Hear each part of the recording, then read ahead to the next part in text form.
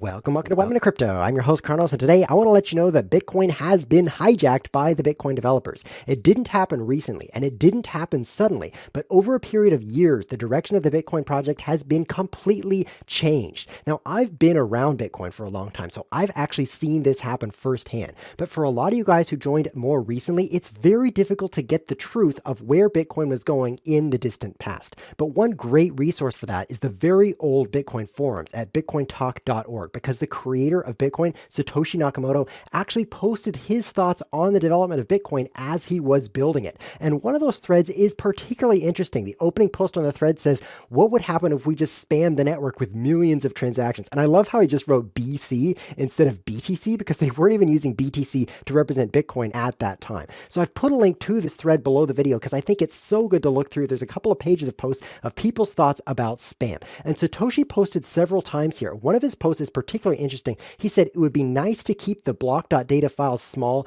as long as we can. Those are the blockchain files, basically the size of the blockchain. But then he says the eventual solution will be to not care how big it gets. What? Don't care how big the blockchain gets? That sounds crazy. How would you store an arbitrarily large blockchain on your hard drive? I mean, it does have to be limited somehow, right? Well, that kind of reveals the attitude that Satoshi had about the maximum block size, which has been an issue for years, and it's the cause of the high fees on the Bitcoin network. But another of Satoshi's posts really reveals what he's thinking about this. He's talking about microtransactions, which is sending just a few cents of Bitcoin to another person. And today, that's simply not possible on the Bitcoin blockchain because of the high fees.